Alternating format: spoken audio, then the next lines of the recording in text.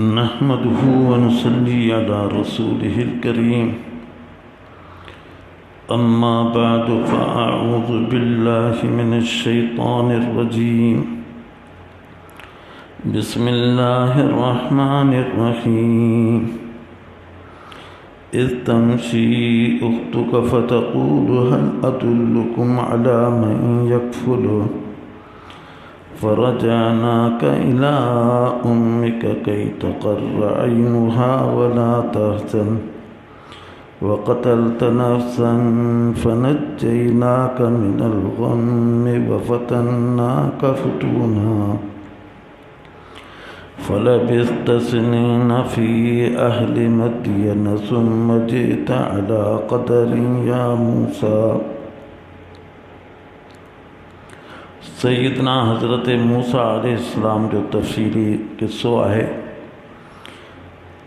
ऐं नसाई शरीफ़ जेको हदीस सियासत मां हिकु किताब आहे उन में तफ़सीली हदीस इन ई क़िस्से जे मुतालिक़ आहे जंहिंजा काफ़ी हिस्सा अव्हां जे साम्हूं अर्ज़ कया विया। उन जो हिस्सो हिकिड़ो इहो आहे त जॾहिं फ़िरऔन ग़रक़ थी वियो, बनी इसराईल उन जे ग़रक़ थियण खे, मरण खे, ॿुॾण खे पंहिंजे अखियुनि सां ॾिठो, जेको एॾो वॾो ज़ालिम हो जंहिं हिकिड़ो तवील ज़मानो बनी इसराईल ते तशद्दुद कयो। उन जी तबाही बनी इसराईल अखियुनि सां ॾिठी ऐं बिज़ाहिर उन जो ज़रियो सैयदना हज़रत मूसा अलैहिस्सलाम बनिया, जंहिंजी तक़ाज़ा हुई त हिननि खे क़दम क़दम ते हज़रत मूसा अलैहिस्सलाम ऐं हज़रत हारून अलैहिस्सलाम जी पैरवी करणु खपे, उन्हनि जे नक्श क़दम ते, उन्हनि जे इर्शादात ते, उन्हनि जे अहकामात ते हलनि। लेकिन बनी इसराईल जो मिज़ाज में वॾी कमज़ोरी इहा हुई त उन्हनि में इस्तेहकाम और इस्तिक़ामत कान हुई। कंहिं शइ ते ॼमनि न फिरी थोरी का शइ ॾिसंदा उन खां मुतासिर थींदा, पंहिंजे मुहसिन खे विसारे छॾींदा हुआ। बहरहाल सैयदना हज़रत मूसा अलैहिस्सलाम बनी इसराईल खे पाण सां वठी अॻिते हलिया त हिकिड़े मक़ाम ते ॾिठूं त हिकिड़ा माण्हू आहिनि, उन्हनि खे पथरनि जा ॿियनि शयुनि जा बुत ठाहिया आहिनि ऐं उन्हनि जी पूॼा पिया कनि। ज़ाहिर आहे त जेका बिल्कुलु खुली सरी गुमराही हुई, इन ई गुमराहीअ जे करे त हिननि ते तकलीफ़ूं आयूं।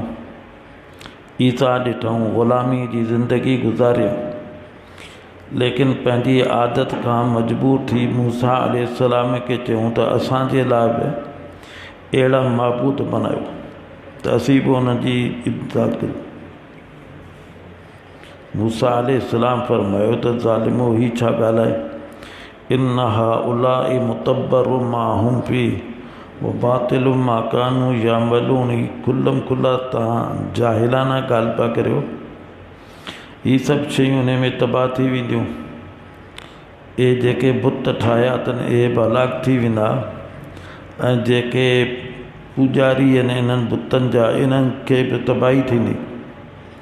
अल्लाह ताला अव्हां ते एतिरा सारा इनाम कया आहिनि, एहसान कया आहिनि, त अल्लाह ॾे रुजू थियो, अल्लाह जो शुक्र अदा करियो। बहरहाल मूसा अलैहिस्सलाम इन्हनि खे उते ई कुझु अॻिते कढियो त ही त शिरक जी जॻह आहे, ही ते मुब्तला थी वेंदा। त असुल तालीम बि आहे त जिते जो माहौल फासिद हुजे, ख़राबु हुजे, शिरकिया हुजे त उते न तरसजे, चाहे केतिरो माण्हू समझदार हुजे, पर उहो बि उते उन फ़साद में, उन शिरक में मुब्तला थी सघे थो। अॻिते हली हज़रत मूसा अलैहिस्सलाम हिननि खे फ़रमायो त तव्हां हिते रहो ऐं आऊं अल्लाह रब्बुल आलमीन जे उन मख़सूस जगह ते जिते हुकुम आहे उते वञा थो। तूर सीना पहाड़ो वॾो पहाड़ आहे, अॼु बि मौजूदु आहे। ऐं मुंहिंजो मूंखां बाद में नाइब हज़रत हारून आहे, मुंहिंजो भाउ। उन जी तव्हां इत्तिबा कजो, पैरवी कजो। ऐं आउं 3 ॾींहंनि लाइ वञा पियो त पाण रवाना थिया, जंहिंजो ज़िक्र क़ुरान में बि हूंदा। ववाअदना मूसा 30 लैला व अतममनाहा बिअशरिन फतम्म मीक़ातु रब्बिही 40 लैला। अल्लाह ताला जे तरफ़ां हुकुम थियो त वहाँ पहिरीं 30 रोज़ा रखो, उन खां पोइ अव्हां खे हम कलामी जो शरफ़ मिलंदो। पाण 30 ॾींहं मुसलसल रोज़ो रखियो। हाणे जॾहिं हम कलामी जो वक़्तु आयो त महसूसु कयूं त हिन अरसे में मूं ॾंदण कोन्हे ॾिनो। अल्लाह ताला जी दरबार में हाज़िरी आहे, मुंहं मां कुझु बू महसूसु पई थिए त इन खे साफ़ करे पोइ हाज़िरी ॾिजे। चुनाचे उते पहाड़ी को गाह हो, खणी करे पाण उन गाह सां ॾंदनि खे साफ़ कयो। 30 ॾींहं पाण इफ़्तार सहरी जेका आहे इहा बि कोन कयूं। अल्लाह ताला उन्हनि खे रूहानी क़ुवत ॾिनी। तसरी सराहत न गचे किथे कोन्हे, पर 30 ॾींहं मुसलसल पाण रोज़ो रखियऊं। अलबत्ता अख़ीर में पाण उन गाह सां पंहिंजे ॾंदनि खे साफ़ कयूं, जंहिंखे क़ुरान इफ़्तार सां ताबीर कयो आहे। हाज़िर थिया। अल्लाह रब्बुल आलमीन फरमायो त ही तव्हां इफ़्तार छो कयो? इफ़्तार सिर्फ़ु इहो कयूं जो ॾंदनि खे उन गाह सां साफ़ कयूं। त अर्ज़ु कयूं त हिन गर्ज़ सां त अल्लाह रब्बुल आलमीन फरमायो त रोज़ेदार जी इहा ई बू आहे जेका असांखे मुश्क खां बि वधीक पसंदीदा आहे। हिन उम्मत जे लाइ केॾो वॾो एज़ाज़ आहे जो इहो ई फ़ज़ीलत हिन उम्मत जे हर फ़र्द खे, बल्कि अदना खां अदना शख़्स खे आहे। जो पाण फरमायूं लखलूफ़ फ़मिस साइम अतयब इंदल्लाहि मिन रिहिल मिस्क, त रोज़ेदार जे मुंहं मां मैदे मां जेका बूए उथे थी, हिकिड़ी त आहे ॾंदनि जी बूए, उन खे त तव्हां ॾंदण सां साफ़ करे सघो था। ऐं ॿी जेका आहे सा आहे मैदे मां बुख जे करे हिकिड़ी बूए उथे थी। किन जे लाइ उहा जल्दी वाज़े थिए थी, किन जे लाइ देरि सां थिए थी, लेकिन रहे थी उहा बू। पाण फरमायूं अल्लाह ताला वटि इहा बूअ मुश्क जे ख़ुशबू खां बि वधीक बहितर आहे। इहा ई ॻाल्हि अल्लाह रब्बुल आलमीन हज़रत मूसा अलैहिस्सलाम खे फरमाई त इहा ई बू असां वटि वॾी क़ीमती आहे। ऐं अव्हां वापसि वञो, वरी 10 रोज़ा रखो ऐं पोइ पे हाज़िर थियो। त इन जे करे क़ुरान में इहो ई आहे व अतममनाहा बिअशरिन फतम्म मीक़ातु रब्बिही 40 लैला। ॿिए पासे छा थियो? हज़रत हारून अलैहिस्सलाम सभिनी खे गॾु कयो, ख़ुतबो ॾिनो त जॾहिं तव्हां मिस्र मां निकिता हुआ त मिस्री माण्हुनि जो क़िब्ती क़ौम जूं अमानतूं अव्हां वटि हुयूं, ज़ेवर हुआ, सामान हो। ठीकु आहे, कुझु सामान अव्हां जो बि उन्हनि वटि हो, पर सही ॻाल्हि इहा आहे त इहो जेको तव्हां वटि सामान आहे इहो अव्हां जे लाइ इस्तेमालु करणु दुरुस्त कोन्हे। हाणे असीं उन्हनि खे वापसि बि नथा करे सघूं, छाकाणि जो दरिया पार करे आया आहियूं। हू बि अक्सर दरिया में ॿुॾी हलाक थी आहे। इन जे करे उहा सॼो जो सॼो सामान खणी अचो। सभु खणी आया। हिकिड़ी खॾ खोटियऊं, उन में ज़ेवरात हुआ, ॿिया सामान हो। उहो सभु उन खॾ में विधो वियो ऐं उनखे बाहि ॾिनी वई, उनखे साड़े वियो। हज़रत हारून अलैहिस्सलाम उन्हनि खे फ़रमायो त हाणे हीअ शइ ख़तमु थी वई, हाणे न असांजे इस्तेमाल जी रही न उन्हनि जे इस्तेमाल जी रही, अदायगी थी वई। उन ई दौर में हिकिड़ो शख़्स हो सामिरी, उहो बनी इसराईली कोन हो, न ही क़िब्ती हो, पर उहो हज़रत मूसा अलैहिस्सलाम सां गॾु निकितो हो। उते जॾहिं फ़िरौनी बचाइनि पिया, फ़िरौन बचाए पियो त दरिया पार करिया ऐं ॿिया माण्हू पंहिंजे दरिया खे पार कनि, तो हे जानवर बि दरिया में लहण लाइ तयारु कोन हुआ। हज़रत जिब्राईल अलैहिस्सलाम हिकिड़ी घोड़ीअ ते सवार थी आया। उहा घोड़ी जिते बि हुन पेर रखियो थे तो उते ई हिकिड़ो गाहु निकितो थे।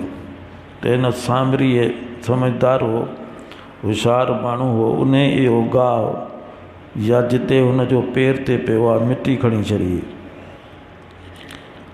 ही त सभु ग़रक़ थी विया, ॿुॾी विया ऐं ही सामरी हज़रत मूसा अलैहिस्सलाम सां गॾु हो। इन मौक़े ते जिते ही सभु शयूं साड़ी वयूं, इन ई मौक़े ते हज़रत हारून अलैहिस्सलाम सामरीअ खे सॾु कयो त तो वटि बि कुझु हुजे त खणी अच।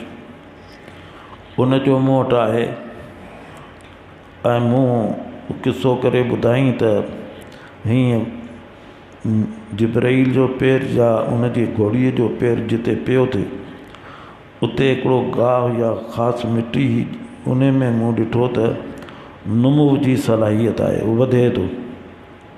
त पाण फरमायो उनखे बि खणी अचो। ही खणी आयो, चयो त हिनखे बि हिन खॾ में विझो।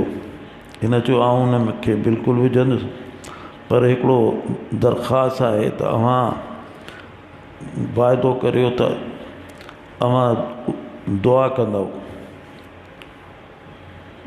पाण फरमायूं ठीकु आहे। पोइ हिन उनखे विधो उन में ऐं हज़रत हारून खे अर्ज़ु कयो सामरी त हाणे तव्हां दुआ करियो। हज़रत हारून अलैहिस्सलाम दुआ घुरी त या अल्लाह, सामरीअ जो जेको मक़सदु आहे, अंबिया अलैहिस्सलाम आलिमुल ग़ैब त कोन हूंदा आहिनि, त हिन जे दिलि में छा आहे। क़दम क़दम ते सबक़ ई सबक़ आहिनि, हिन जे दिलि में छा आहे।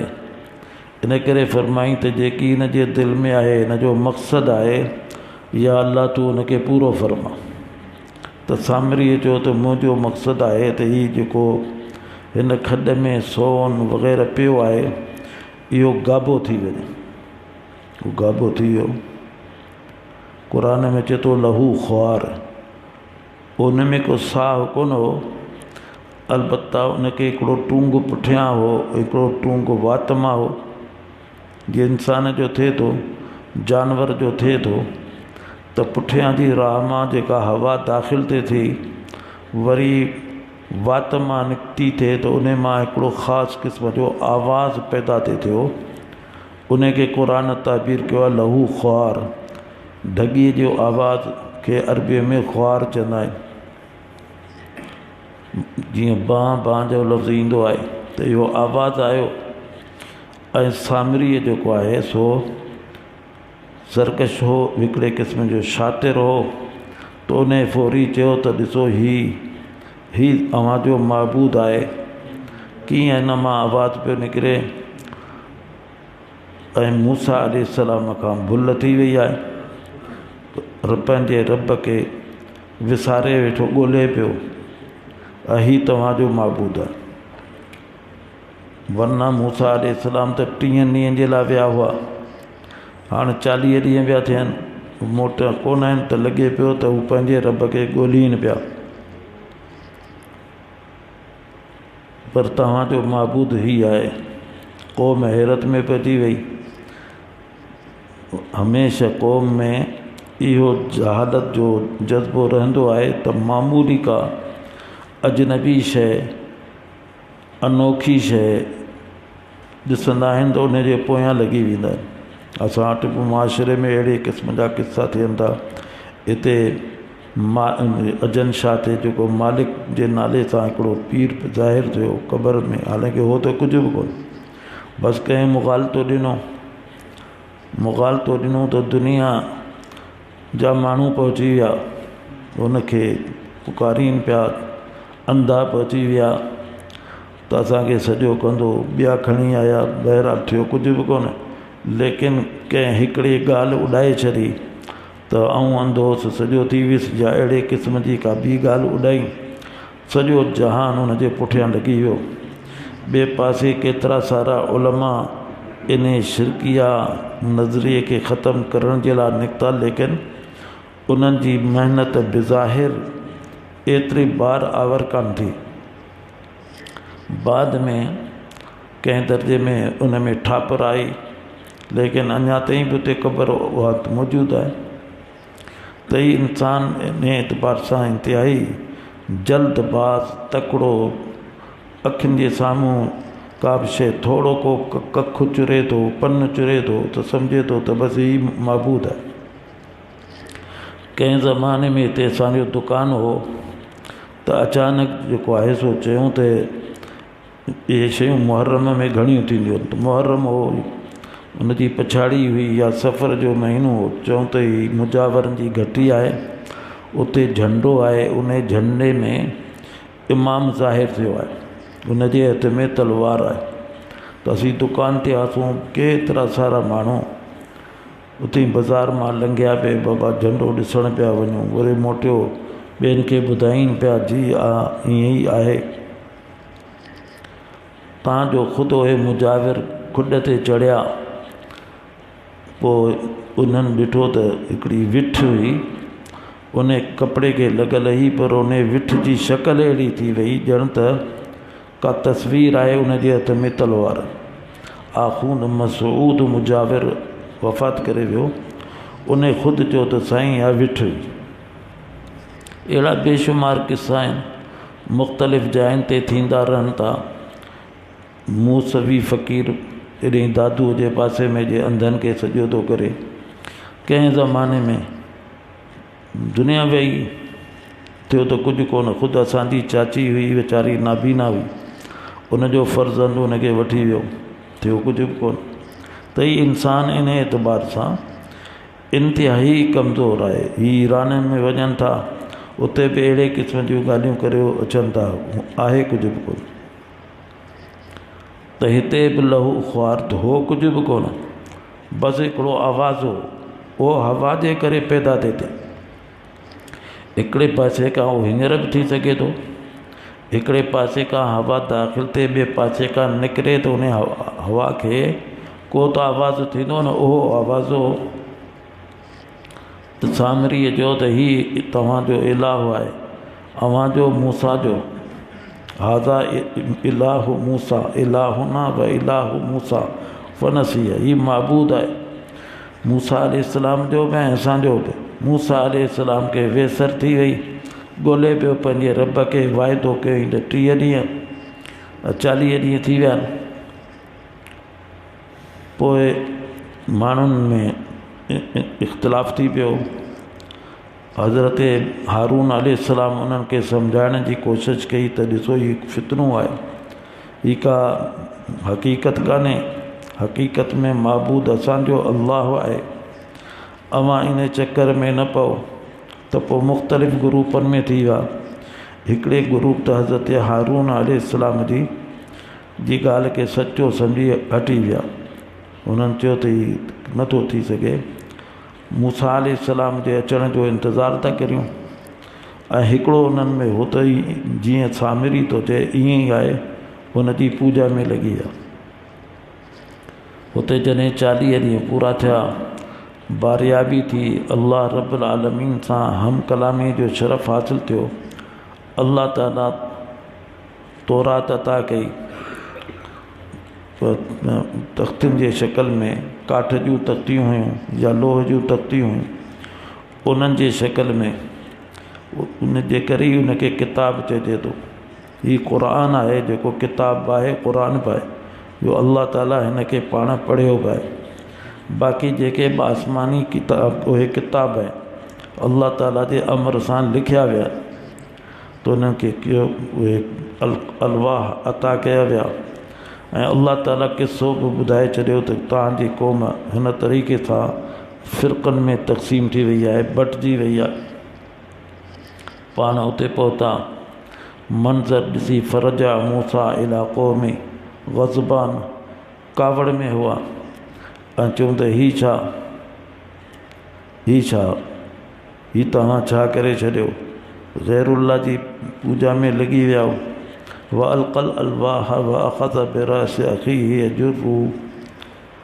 ज़रा मूसा अलैहिस्सलाम में तबीयत में जलालत हो, उहे जेके फ़रहियूं हुयूं उहे पाण हिकिड़े पासे रखियूं, पंहिंजे भाउ हारून खे ॾे मुतवजे थिया, यब्न अख़ी ही तो छा कयो।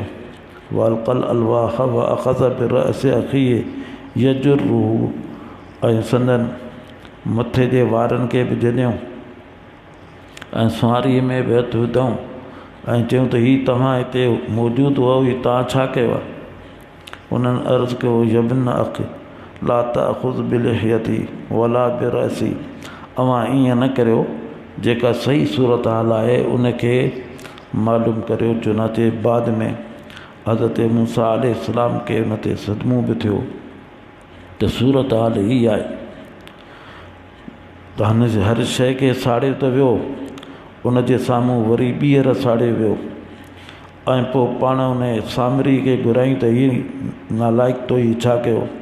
उन सॼो किस्सो ॿुधायो त मूं हिन तरीक़े सां मिटी खई हुई, उन में मूं इहो असरु ॾिठो, सो उहा मूं मिटी विधी, उन जे करे इहो गाबो थी वियो। त हज़रत मूसा अलैहिस्सलाम फरमायो त हाणे ॾिस त तोसां छा था करियूं, हुनखे त साड़े छॾियूं। ऐं अल्लाह ताला उन ते हिकिड़ो अज़ाब ख़ासि क़िस्म जो मुसलत कयो, जो को माण्हू उन जे जिस्म खे हथु लॻाईंदो त उनखे उन सां शदीद तकलीफ़ थींदी।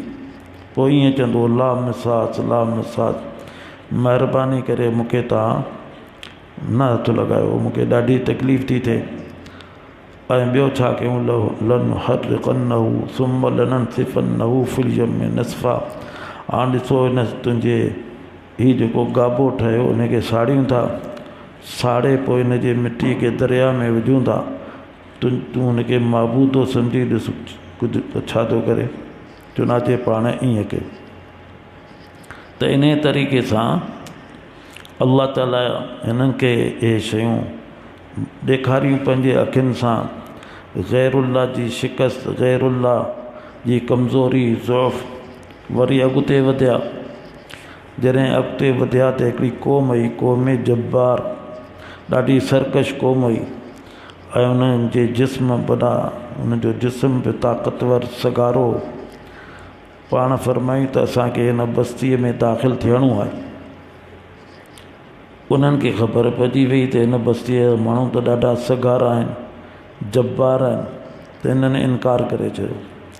हिननि चयो असीं कोन बीहंदासीं, इज़हब अंत व रब्बुक, तव्हां वञो, तव्हांजो रब वञे, व इन्ना हा हुना क़ाइदून, असीं त हिते वेठा आहियूं। सम्झायो वियो। उते ई उन पासे जा ॿ माण्हू आया, उन ई क़ौम जा, उन्हनि हिननि खे मूसा अलैहिस्सलाम ते ईमान आंदो ऐं हिननि खे ॿुधायूं त उहे ज़ाहिर जिस्म में त वाक़ई ॾाढा सगारा ताक़तवर आहिनि, पर ईअं कोन्हे, तव्हांखे ॾिसी बुज़दिल थी भॼी वेंदा। उन्हनि एतमाद कोन कयो, जंहिंजे नतीजे में अल्लाह ताला हिननि ते हिकिड़ो अज़ाब मुसलत कयो जो उते ई रही पियो। उनखे मैदान ती चए, कानू यतीहून फिल अर्ज़ फला तअस अलल क़ौमिल फ़ासिक़ीन। बसि हाणे हिते ई रहो, नथा शहर में वञो, पुठिते बि नथा वञो, हाणे हिते ई रहो। हिकिड़ो मैदान हो चटियल, जिते बि ज़ाहिर का शइ कान हुई, हाणे उते रहनि पिया। खाइण पीअण जो बि ज़ाहिर इंतज़ाम कोन हो, लेकिन चूंकि इन्हनि सां गॾु सैयदना हज़रत मूसा अलैहिस्सलाम हो, उन जी बरकत सां अल्लाह ताला हिननि जे लाइ इहो इंतज़ाम कयो जो मन ऐं सलवा हिननि खे अता कई। हिकिड़े क़िस्म जो मेवो हो जेको वण सुबुह जो उथंदा त वण ते लॻो पियो ईंदो उहो खाईंदा हुआ। ॿियो ज़मीन मां हिकिड़ो ख़ासि क़िस्म जी शइ निकिरंदी जीअं खुंबी मींहं जे मौसम में निकिरंदी आहे। उहा खुंबी कान हुई लेकिन उन जे मुशाबे हुई, उन खे खाईंदा हुआ।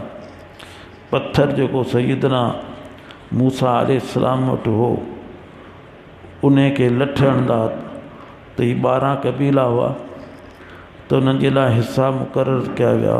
हर कबीलो उन पत्थर जे ख़ासि हिसे खे लठ हणंदो त पाणी निकिरंदो। इन सां हिन जी उञ उजामंदी ऐं सुबुह जो निकिरंदा त ॿाहिरि निकिरूं लेकिन निकिरी कोन सघंदा। उन मैदान मां फिरी गिरी वरी साॻी जॻह ते शाम जो अची पहुचंदा। इहा सज़ा हुई उन्हनि खे। फिरंदा पिया वरी साॻियो उते अची मौजूदु थींदा हुआ। खाइण पीअण जो अलाह इहो इंतज़ाम कयो। जिस्म ते जेके कपिड़ा हुआ हिकिड़ो ई जोड़ो पाटी सघे थो लेकिन मूसा अलैहिस्सलाम जी बरकत सां ऐं हिते मक़सदु हिकिड़े क़िस्म जो अल्लाह ताला जे नेमतुनि खे वाज़े करूं पियो त कपिड़ो पुराणो थियो थिए फाटो कोन थिए। ऐं अहिड़े तरीक़े सां ॿियूं बेशुमार शयूं हिते अल्लाह ताला जूं इन्हनि मुशाहदो कयो। मूसा अलैहिस्सलाम इन्हनि खे सम्झाईंदा रहिया। कानू यतीहून फिल अर्ज़ फला तास अलल क़ौमिल फ़ासिक़ीन। 40 साल पूरा इन तरीक़े सां हिननि हिते गुज़ारे। तिन में अजीब व ग़रीब क़िस्म जा इबरतूं आहिनि। हिकिड़ो हिन में इहो हिसो बि आयो त हज़रत मूसा अलैहिस्सलाम हालांकि नाज़ो नेम में जेको पलियल हूंदो आहे उहो क़ौम जी ख़िदमत नथो करे सघे। इन में हिकमतूं हुयूं, इन करे सफ़रु करायो वियो। मदियन ताईं पंधु सफ़रु कयूं ऐं अहिड़ो रस्तो जंहिंजी ॼाण बि कान हुई। ऐं वरी ख़िदमत कयूं, नियाणियुनि जी ख़िदमत कयूं।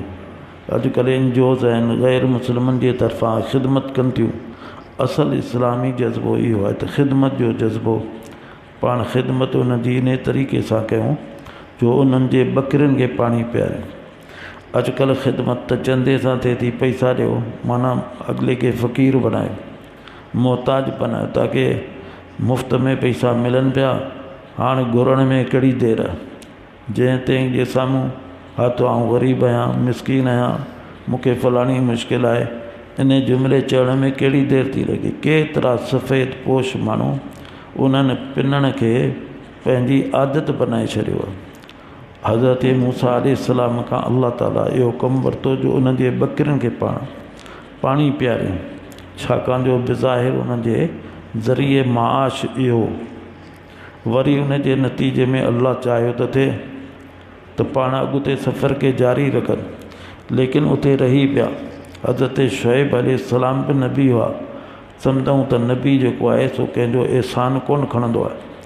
ठीकु आहे, वक़्ती तौरु असां हिन खे मानी खाराई, मानी खाधई, पर हीउ मज़ीद असांजो एहसान कोन बर्दाश्त कंदो त तव्हां हिते तरसो बसि रहिया पिया हुजो, असां तव्हांजे लाइ खाधे पीते जो इंतज़ाम था करियूं, हीउ हली वेंदो। इन जे करे इहा नबवी फ़रासत ऐं दानाई हुई जो उन्हनि पंहिंजी नियाणीअ जे मशवरे सां इहा पेशकश कई त असीं तव्हां सां पंहिंजे नियाणी जो निकाह था करियूं। ज़ाहिर आहे त उन में महर जो मसइलो आहे। महर में अव्हांखे महिनत करणी पवंदी। ॿुधाए वियो त ॾिसो नबी बि महिनत पियो करे।